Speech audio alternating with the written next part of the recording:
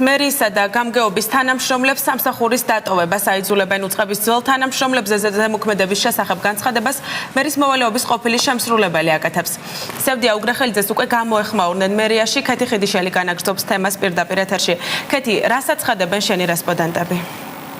ინი დედაქალაქის მერიაში აცხადებენ, რომ ინფორმაცია თითქოს მერიის თანამშრომლებზე ხორციელდება ზეწოლა სინამდვილეს არ შეესაბამება. მერის მოადგილე ერწმუნება, რომ არც ერთ კომპეტენტურ პროფესიონალ კადრს არ მოუწევს საკუთარი სამსახურის დატოვება, თუმცა აქვე ადასტურებენ, რომ სამსახურიდან წასვლის ცალკეული შემთხვევები დაფიქსირდა, თუმცა ეს როგორც წესი ხდება თანამშრომელთა ნება-სურვილის საფუძველზე, ასევე დაფიქსირდა სამსახურიდან გაშვების ერთი შემთხვევა, კონკრეტულად კი ეს შეეხება კადრების სამსახურის უფროს ნინა ხატისკაცის განცხადებით, მან ვერ დააკმაყოფილა ვერავით არის მოთხოვნა, გარდა ამისა ცნობილი ხდება, რომ დედაქალაქის მერია იწყებს მუშაობას თანამშრომელთა სერტიფიკაციისა და რეორგანიზაციის საკითხებზე.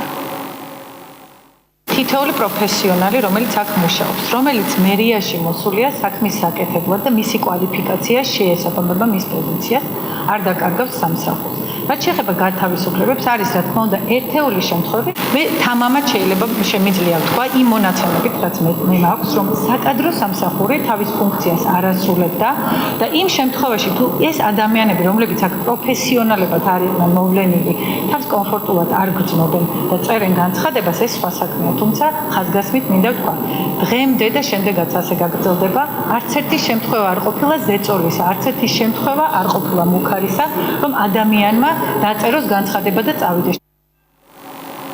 საკრებულოში ნაციონალური მოძრაობის წარმომადგენლობა სულ ცოტა ხნის წინ გააკეთეს განცხადება, უგრეხელიძის განცხადებით მერიის თანამშრომლებზე ხორციელდება ზეწოლა, მათ აიძულებენ საკუთარი ნება-სურვილი დაწერილ განცხადებები და წავიდნენ საკუთარი სამსახური და წინააღმდეგ შემთხვევაში კი ემუქრებიან შემოწმებით. უგრეხელიძის განცხადებით მერიის ხელმძღვანელობა ზეწოლას ახორციელებს უშუალოდ დავის ნარმანიას მითითებით.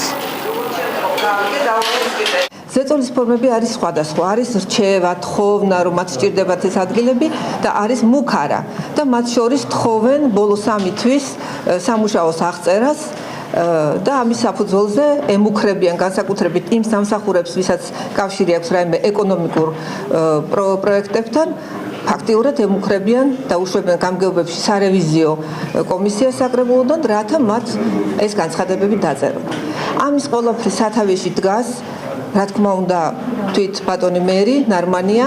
ჩვენ გვინდა გავაფრთხილოთ ის თანამდებობის პირები, ვინც ამ საქმიანობაში არიან ჩართულები, რომ ეს არის დანაშაული და აუცილებლად მათი პასუხისმგებლობის საკითხი დადგება. ეს დანაშაულად სწორედ ასე ხაზგასმით გამოცხადდა მათი ხელისუფლების მიერ, ამიტომაც განსაკუთრებით დიდი პოლიტიკური პასუხისმგებლობა აქვს სისხლის სამართლებრივთან ერთად ამ საკითხებთან მიმართებაში. დედაქალაქის მერიაში ახალი შემადგენლობით უკვე რიგით მეორე სხდომა გაიმართა, სხდომაზე განიხილეს 9 საკითხი, მათ შორის იყო უფასო სასადილოების მონიტორინგის თემა და ხე-ტყის უკანონოდ მოჭრის საკითხი. მადლობა, ქეთი ხიდიშელი არკვევდა დეტალებს თემაზე.